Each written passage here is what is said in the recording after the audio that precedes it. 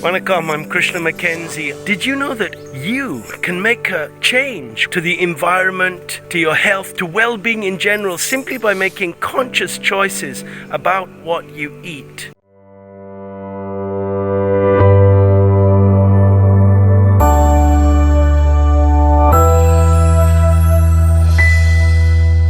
Recently, I was involved in a UN discussion about this subject, and this video is all about that talk. Keep watching. Nandri, thanks for being here. Thanks for inviting me. Sendil Kumar, that's very heartwarming to hear the talk you're giving.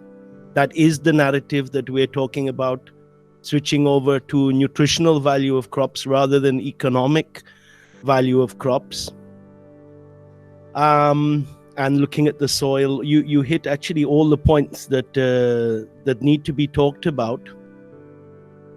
I think the question is, how do we make this shift as a society from a society that's deeply conditioned to value money as the sole, goal, the symbol of success. I have a Mercedes-Benz, I have a Apple computer and a Levi's jeans, a Nike.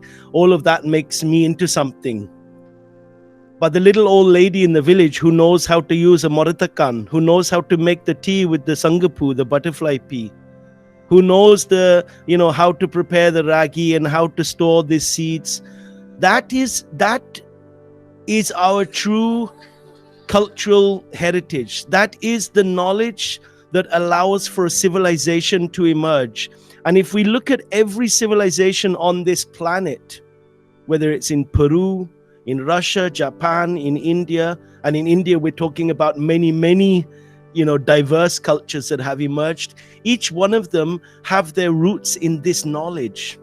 So to shift to this relationship as how to shift the foundation of our society from chasing after economic gain to more giving value to the foundation of our culture, which is this relationship to Mother Nature, is a very complex matter, because everyone is convinced about, wanting to get master's degree, then get doctorate, then go and study in MIT, and then get Mercedes-Benz, and then get this, and then get that. Everyone is running after that.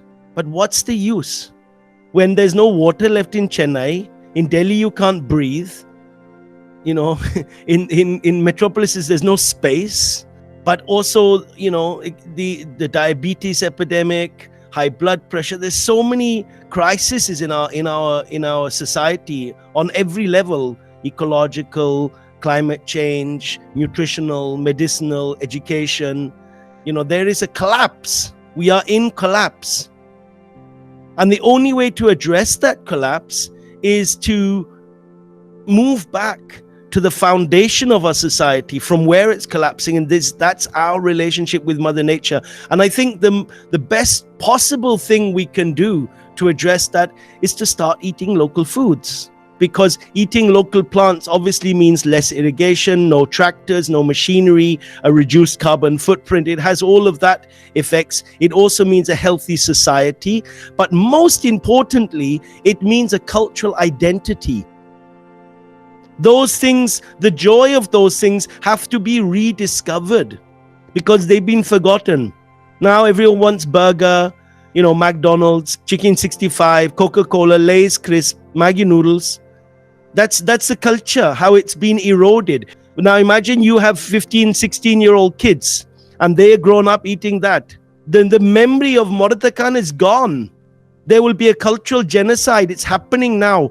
If you go in England and you ask people, what foods are seasonal now, what's growing now, they have no idea.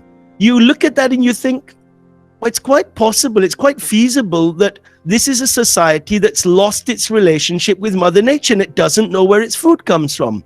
Now, if we come back to Tamil Nadu, that's happening here.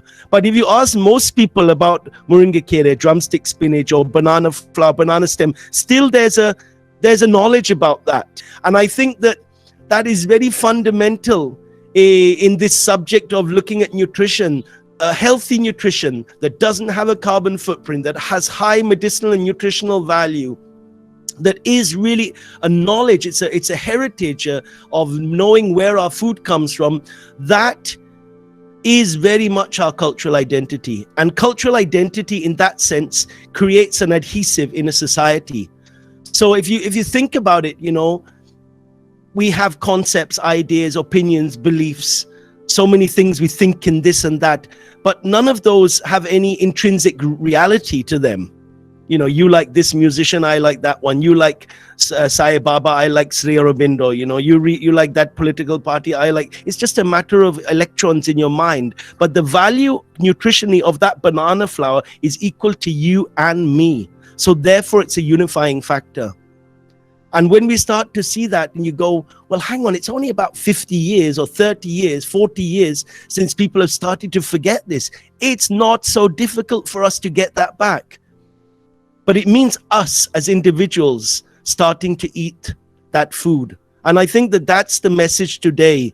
Don't make this into another conceptual thing. Don't make this into another, speech, another, PDF, another web talk, a seminar, a podcast. Make this real. So go back home today. Go and ask your grandma, your grandparents, your parents, what did you eat as a kid? And can we start eating that food again? Can we start to source that food again? If you're fortunate enough, can we start to grow that food?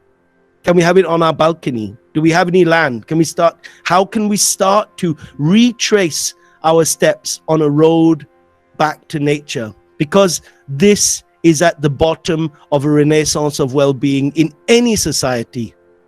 And if we are proud of being citizens of this planet, then that is an act of love to Mother Nature. That is a true act of devotion to the planet, to whatever name you choose to call the divinity of this earth.